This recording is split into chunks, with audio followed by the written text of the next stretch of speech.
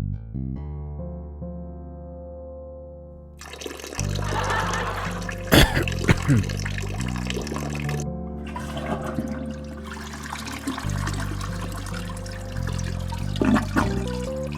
y'all, welcome back to the Submerged Podcast. I'm Camila and this is Benji. If you have not checked us out yet, our episodes are on Spotify and on YouTube. And be sure to go check us out on Instagram at Submerged Podcast. Now you may be wondering, why the frick are you in a bathtub? Good question. Why are we in a bathtub? Or, as we're calling this episode, Tales from the Water Closet. Now, I feel like maybe we should whisper a little more in this episode. Don't you don't feel calm here? Where it's the Submerged Podcast. We're both water signs. It's the 10th episode, so congratulations, Camila. We've made it so far without killing each other. But I felt like it was time to relax. No? Isn't this a place of tranquility, of joy? Sometimes, yes, of pleasure. But I think a lot of people underappreciate this space. Mm-hmm. The water closet, i.e. toilet, i.e. bathroom. Mm-hmm. Right? So I think in this episode, what we're going to do is just try to chillax with everybody. Yeah. Talk maybe slowly like Johnny Depp does during his court cases. And have some fun with this and understand why this is an important element in our daily lives, why also it's an underappreciated element historically. And then as usual with your dad, we're gonna go exploring all the themes attached to the water closet, i.e. toilet, i.e. bathroom. So to start us off, Camila, maybe it's important to put things into context. We'll talk a little history, but I wanted to start off with a quote before. 1 second. Okay. So, and by the way, if you find some puns or some words that are around, we should warn people: urinating, defecating, shit, human waste. We have to warn people that there's both some beauty to a shower, to a bathroom, but at the same time, there's a functional element we can't ignore in a human need. And so that's why I'm starting off. There was this beautiful article in Places Journal by a woman named Barbara Penner, right? And she said the following: the bathroom connects our daily domestic lives with large-scale infrastructures of water, waste, and sanitation.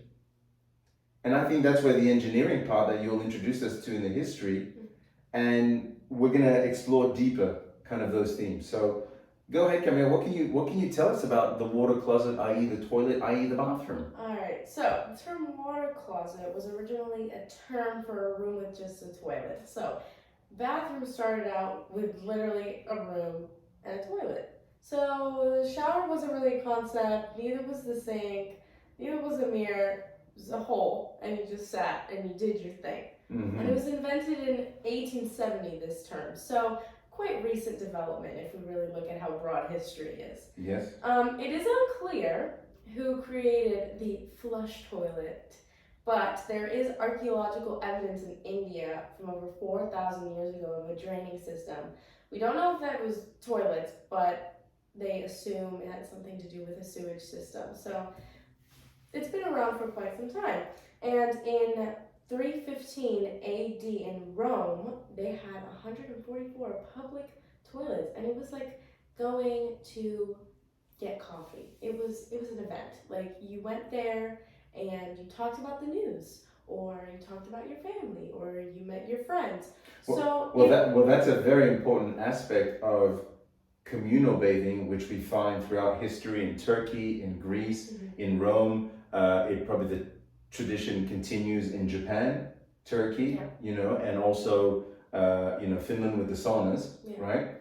And it really was an event. And you bring up a good point with the Romans. It was, regardless of your stature, it was a place of community, hence communal bathrooms. Right. And obviously you'll talk a little about the details of given the hygienics of it, but it didn't matter what your stature was. You were accepted. Even slaves would go there. And so I think that's an important part, because when it comes to this more private area and a basic need, it seems like the Romans understood of hygiene, of cleanliness, but then, well, yeah, but then also the nudity kind of equalizes everybody, right? We're all vulnerable. Right. So this brings up also a theme of, is this a vulnerable space? Right? So, but then continue with the hygiene yes, piece. so all good and fun, meeting your friends in the bathroom, doing your business. Yeah. Problem though, these people wipe themselves with a sponge fixed to a short wooden stick. Now, creative, but you're sharing this so-called stick with other people, and you don't know whose ass been wiped with this sponge. So yes, but maybe let's talk about that. Maybe before they pass the stick or the baton, they're lathering it up. They clean it out as best as they can. But do you think in 315 AD, their level of cleanliness was as cleanly as it is right now? 80% of life is showing up, and they've shown up to these community areas. I mean, the population made it, so some of it worked, but you don't know whose asshole was on that. But that's fine, you know? But well, so you bring up a good point here again with community bathroom, with cleanliness.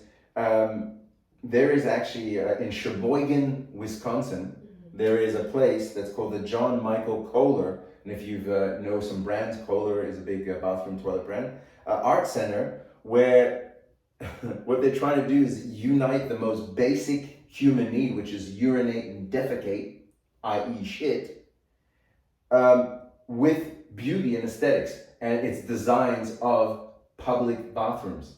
And then so you have these beautiful designs of understanding the functionality of it, as well as appreciate more from an architectural / design perspective.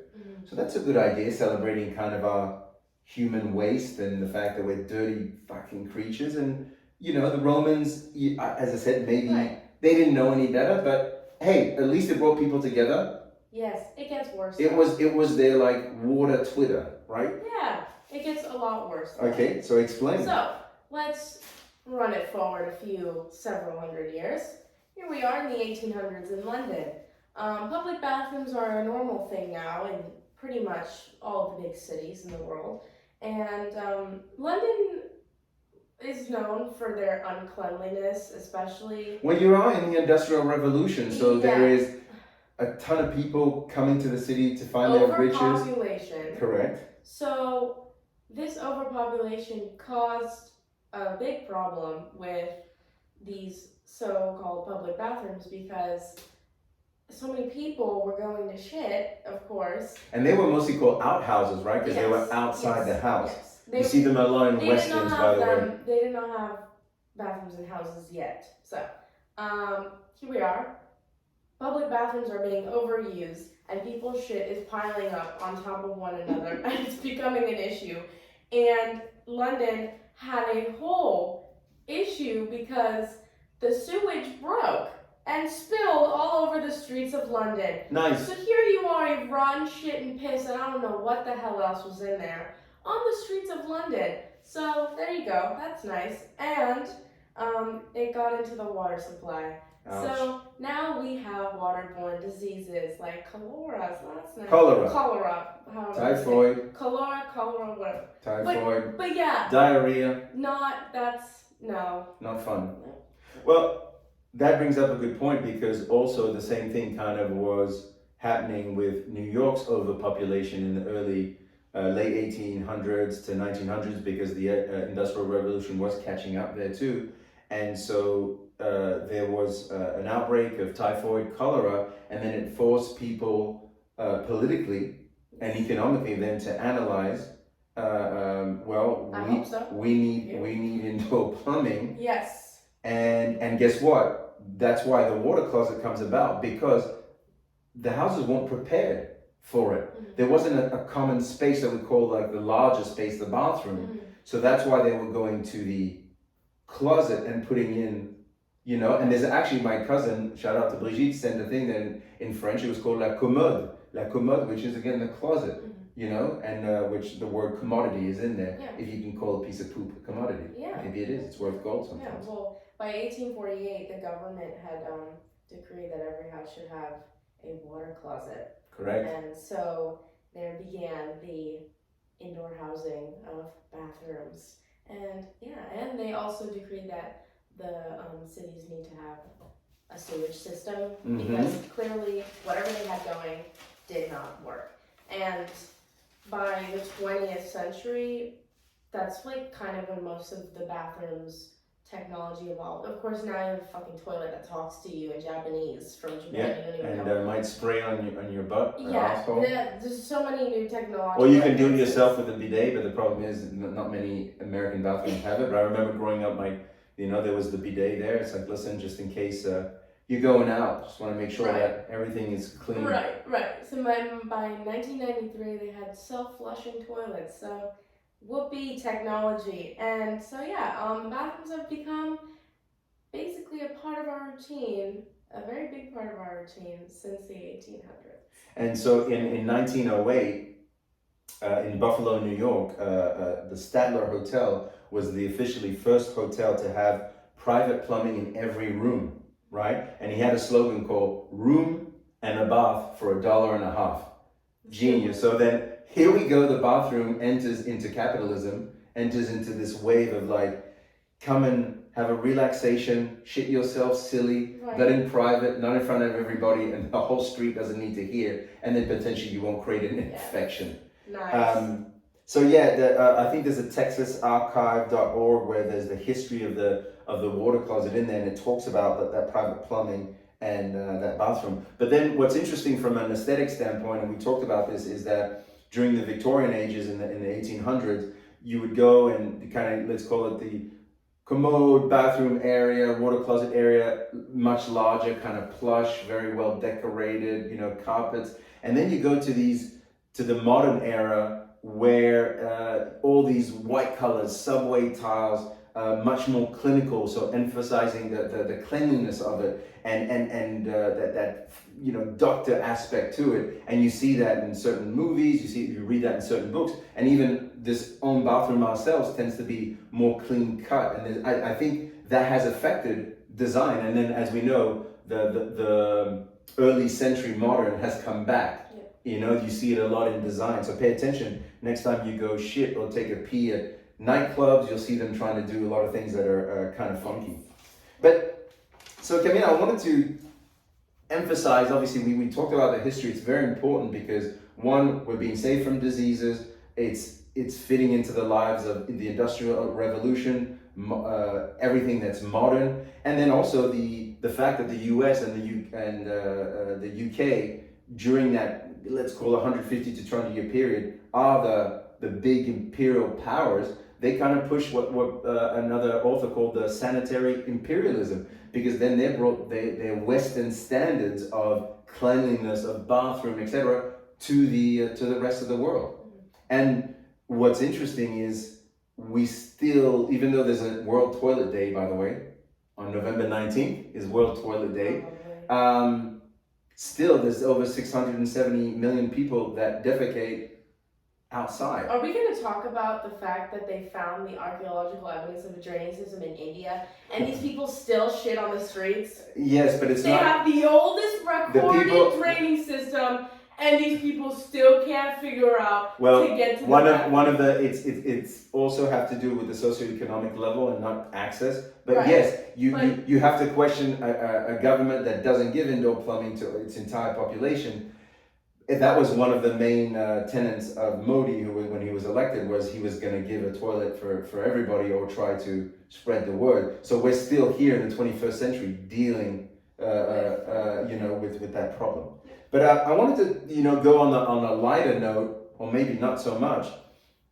We talked about the spiritual aspect. I made fun of, here we are, water signs in our bath. This is not a Cialis commercial, by the way. So anybody thinks it's a Cialis commercial or erectile dysfunction can fuck off. This is my daughter. Have some goddamn respect, you animals. And so I wanted to talk about that aspect of, this is calm, this is soothing. We know we come here, it's a space that's quiet, right? Yes. Notice what there's like. Well, actually, I like to play music. You like to play music. I just want to do my business, read, shower, feel purged of the day, or of the morning, or of the swim practice to get rid of that chlorine. So for me, it's a place of tranquility, and the water gives me more that calm, and I can start off my day. But it's also a place of death. Nice. I know. Well, I won't bring up the Roman and Seneca who slit his wrist in a bathtub, or actually I just did. Okay. But let's talk about some celebrities Elvis Presley. who died on the toilet. Yes, Elvis. That's the only one I know. So wait, just to fit in the theme, I've called this soft deaths and hard deaths. Okay, follow me. Oh God. So let's talk about the soft deaths, right? So we want to think these soft deaths, they were kind of pleasant, but maybe not so much. So Elvis Presley died on the toilet in Memphis, Tennessee on the 16th of August, 1977. Judy Garland, who's Judy Garland? I don't know. Somewhere over the rainbow? Oh shit, Yeah. Wizard of Oz? Yeah, so in Chelsea, England, she died on the toilet on the 22nd of June, Oh, that's 1969. my birthday. I know, on your birthday. Good enough. So that's kind of a soft death, you know? I'm like, they were there. Maybe he was having a peanut butter sandwich. I don't know. Maybe a little too much drugs, alcohol. Judy Garland was off her rockers, but it's unfortunate that they died on the toilet, right? Yeah. Yeah. At least So- they were famous. Yes. And now let's talk about what I call hard deaths. Oh God. Okay. So from the 10th to the 14th century, if you were a monarch, high-ranking official, potentially a king, Yeah. going to the toilet was a super vulnerable place. So Oh God. between England, Lorraine, which was a place between Netherlands and Belgium, Bohemia, which La Bohème, which became Germany, there were at least 3 people murdered with either a spear or stabbed through their seat. So, What the fuck? well, that's history. Oh my That's history God. for you. So, it looks like the Oh. world powers have played out on the toilet. No, Yes. no. There was also then an the Japanese keep on coming back for me. I'm sorry. Aiko Harukaze had a bowel explosion What the while he was pooping, while defecating. So his bowels exploded. So, which means obviously, if you are constipated, go get some prunes, eat more vegetables, eat some fruit bro. for God's sake. Please don't have a bowel explosion. Here's another one. What a loser. Catherine the Great in 1796 Uh-huh. died of a stroke while attending to her chamber business. But you love how the English like make it proper, right? You Chamber business. She was attending to her She chamber was business. attending her chamber business. And Catherine the Great, 1796, died of a stroke. Another unfortunate incident on a German submarine, the U-1206, it was sunk after a toilet malfunction. So again, Wait, please what? make sure your toilet's clean. Yeah, it completely messed up the pressure system and it just What are we exploded. doing, guys? Okay. It went down. Okay. But I wanted to talk about a famous birth actually when we're talking about the Americas, especially the US that we're here. So Charles V, or in French, Charles Quint. Uh-huh. So he was a famous king, born on your mom's birthday, February 24th. Thank you for yawning. I appreciate your My bad. your encouragement. I'm comfortable. Yes, you are. Well, you are in the right spot. I'm comfortable. I'll forgive you because we're in the Silas bathtub. Uh-huh. So, February 24th, 1500, he lived till 1558, which is not bad. But he was the Holy Roman Empire and Archduke of Austria from 1519 to 1556. 19-year-old boy, he was making it happen.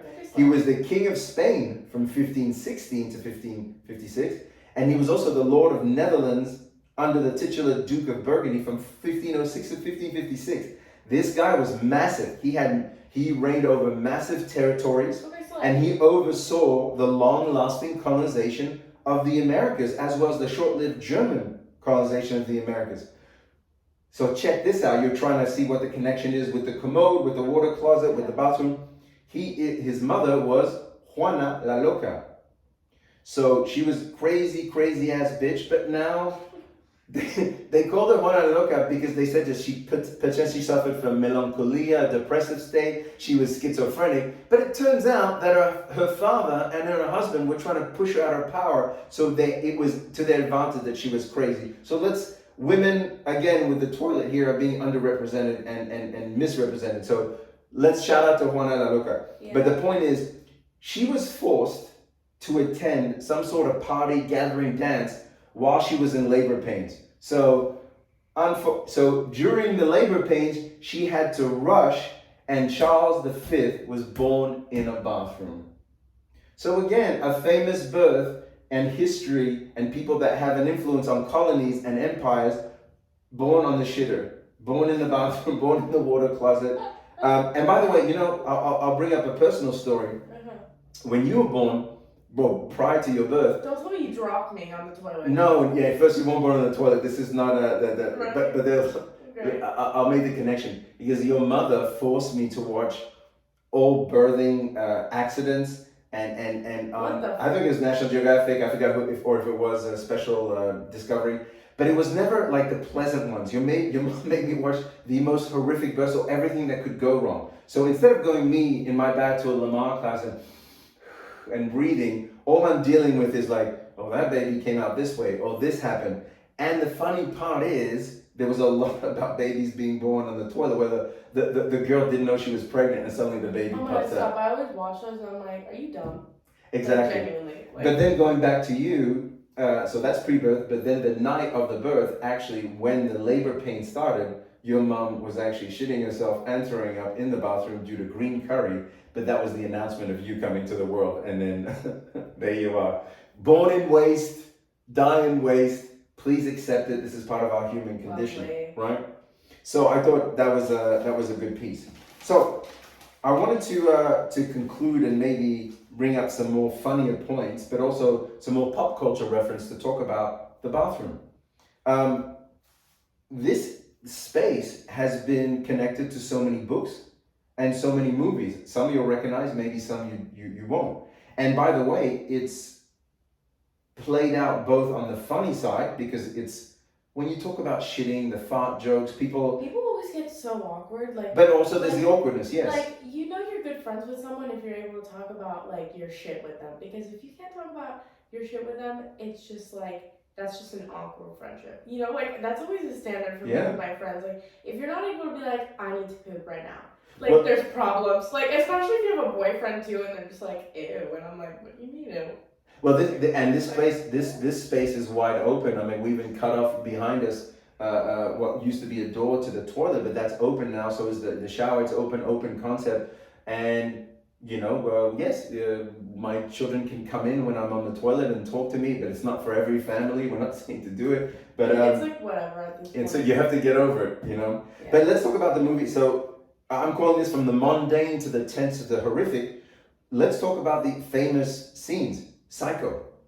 Never watched it. Yeah. So Psycho has a scene in the a shower scene. There's always a horror movie shower scenes. And so Because again, it's a place where you're supposed to be naked, you're vulnerable, but it's also a place where there's comfort. I mentioned for me the cleanliness and the purging. It's a place where the waste goes away. You're scrubbing your body, getting rid of those dead skin, dead cells that the Neutrogena. It's a new me. Exactly. New me. So then the shower scene was fantastic. And Alfred Hitchcock, by the way, he actually wanted to do a movie to show from the beginning of when you see a fruit being picked and sold on a stand at a farmer's market, all the way to somebody eating it, consuming it, and then pretty much shitting it and ending up in the wastewater and the sewage systems. He said that is pretty much the definition of the cycle of life. You start off with a beautiful vegetable, and then you end up with the waste. And isn't that a good cycle of life? So that's just shout out to Alfred Hitchcock. The Shining. Two scenes. Number one, the wife seeking refuge in the bathroom while crazy Jack Nicholson is axing down the door, sticks in his head. Here's Johnny, right? Yeah. And then the other scene where the kid is seeing ghosts, this beautiful naked woman in this green bathtub, but then turns out to be this old hag as she progresses through the scene. Fuck, I forgot. And and she was in a green. It's scary. Yeah. So that's one. We've actually visited the hotel. Yeah. Another one is Scarface. The opening of the first third of the movie is Scarface, where they're attached in the bathroom and there's a chainsaw going to somebody's head. Oh. Yeah, very, and it was a very, the way it was shot, super violent, and again, in another space that's supposed to be comforting. For folks that like gangster, The Godfather Part 1, Al Pacino's character has to go to the bathroom to find the gun in order to kill the wise man and also move up on the ranks. And it was a very tense scene, but the bathroom was used.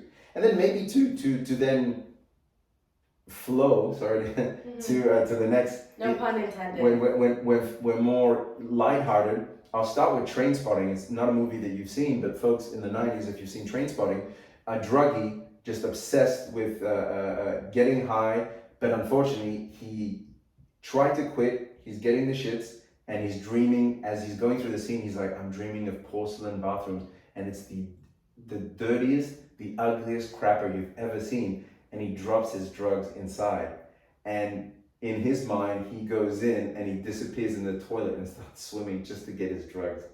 And it's an awful scene, but it's actually quite funny and beautifully well done.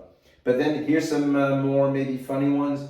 Lethal Weapon 2, Danny Glover on the toilet all day. Mel Gibson has to save him. Pretty Woman is in a bath. It's a very sweet scene where he discovers her singing to Prince, to Kiss. And then Dumb and Dumber, you know, the diarrhea scene. He gives him laxative. Yeah, you need to. So. Oh yes, and he had a date with a girl. Yeah. And he takes a laxative, and then he goes and just like open the window because he shit so bad. Correct. Yeah. But even by the way, sorry to go back to violence, but in Game of Thrones, which is a fantastical world, but more kind of medieval, right? Tywin Lannister assassinates his father while he's on the toilet with a crossbow. Mm-hmm. So going back to that medieval theme of how dangerous it is. But there's an anecdote that I love, you know, to finish off with celebrities. I forget the name. I don't know if it was Paul Newman or somebody else. And this guy never got married, and maybe he got too much of a reputation as a playboy. But the woman was actually defending him. She said in the middle of a heat wave in New York where electricity had gone out, he brought her to the bathroom. They sat on the floor, and he ran cold water from the shower. And she said that the shower acted like almost with the vapors like an air conditioning, and because they were low to the earth and you know on the tile, then they were able to withstand the heat, have their romantic moment, and talk. And I thought that was a lovely way to, again, another place of vulnerability, of romanticism. Yeah. And then just on a funny note, I actually found that there's people that write poetry about crap. What the fuck? So on allpoetry.com, no, there's two. The first one was called True Love. I like this one because you have brothers. C.J. Krieger wrote, True love is always remembering to put the toilet seat down. No? Very quick. And then Tony Tweedy wrote. Tony Tweedy? Tony Tweedy. I've had a little problem for the last 4 days or so of when I go to the toilet, I just can't seem to go. So he's constipated. Tony Tweedy need to get some fruits. For real. So Tony Tweedy, shout out. And then finally, to finish off today, we find bathing in anime. Again, Japan. Mm-hmm. There's a special anime called Spirited Away. So this girl, she's forced to work as at a bathhouse for spirits, for ghosts. Oh. And she needs to rescue her parents who've been transformed into pigs. I know. Hey, don't you remember Ulysses? Remember? Yeah. Again, we always bring up, we are all fables, stories, and myths. And that's all this is, by the way. And understand that. There was another one called Thermae Romae, to bring to your point, which is the thermals of Rome, right? So in this one, this ancient Roman bath designer, he gets transported between Rome and Japan, back and forth, because he's there to, when he gets to Japan, to try to recreate the technologies from Rome. So going to your point that these things existed even the god-awful medieval times where people were fucking savages, I think very nice anime. And then on the book side, there's actually people that seek these places of refuge, these bathhouses that still exist in modern era. So there is a book, and you can find it on Amazon. It's called Cathedrals of the Flesh. Dirty, right? I like it. But no. So Cathedrals of the Flesh in search of the perfect bath.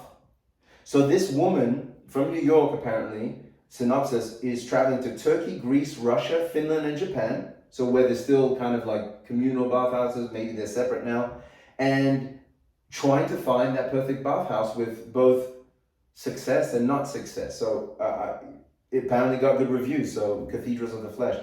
Another one interesting that you might like, that is the Bathhouse at Midnight, Magic in Russia. So in the Russian folklore, here we go, the bathhouses, are dangerous places where an evil goblin called the Banik and a wizard, Koldun, practices magic while people are at church. So here is, What the hell? no, but think about it. You described a world where people are in a community, right? Having fun in Rome, despite them using the same ass stick or ass baton or whatever we want to call it, right? And they're having a good time. They don't care if you're naked. They've broken down those barriers. But here we go, in Christianity, of course, they're going to see it as the original sin. You're naked, you're evil, you've got a fucking twig and veg, like balls and a cock, you're out, you've got a vagina, you're gross.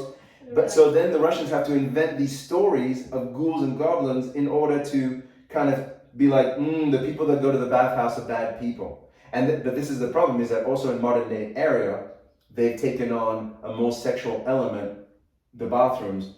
George Michael was caught in a public bathroom in Los Angeles. And then there was politicians being found doing sexual favors, I think in the Minnesota bathroom in a special terminal at the airport. So, but going back, this shows you the point that these places, because they're quiet, because they're not completely appreciated or understood, and because they have the capacity of having that privacy, that secrecy, it's then become a stigma, right? There's even there was a documentary about Iranian woman, right? And talking about women's rights, and apparently the prostitutes and the homeless were meeting in this place in Tehran, and that's when they could take off their veil, they could talk to each other, exchange ideas, and basically go against all the rules that they had, the religious rules. So this brings up, and I want to conclude, is that it has served as a place of refuge,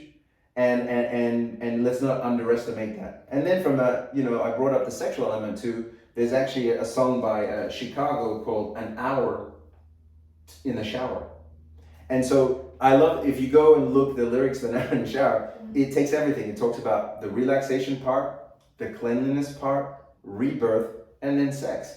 And so at one point he goes, "Lord, give me the strength to make it through these hours.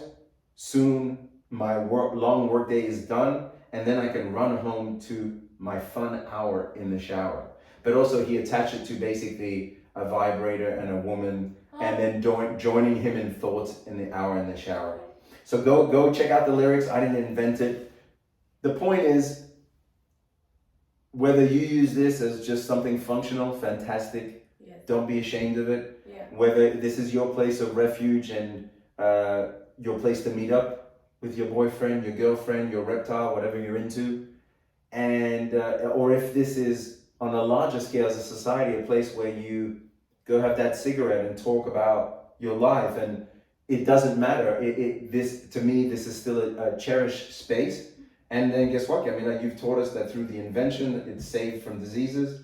It's also pushed us into the modern day era. And then obviously every single crazy ass person who goes on HGTV is like, "Oh my God, it's so beautiful," right? Yes. And then that exaggeration over a fucking functional place. Right. But it's fine. Listen, we put a lot of effort and money into this one. We love it. You guys come down here. My kids come down here. And they pull the Cialis commercial, they steal my shower, they make a bloody mess. Because you can sit here and cry. Sometimes I'll just lay on the floor. What are you, the crying game? What are you talking about? I'll sit there and I'll think of life, and then I'll turn off the shower and call it. I'm not letting her ever again in this bathroom. That's why I take 30-minute showers. I'm just thinking. Yeah. So as I said, let it be your place of comfort, your place of refuge, but also appreciate the water. Appreciate this potable water. the tubes and everything that connects to the systems. If you want to know more, go look online. If you want to participate on World Toilet Day in 2019, on November 19th, my bad. And that's it. So thank you very much. Thank you guys. We Cheers. Really enjoyed. Go check us out on Instagram at Submerge Podcast. And again, all of our episodes are on Spotify and YouTube. We hope you enjoy. Thank you for your support. Peace. Cheers. Bye-bye.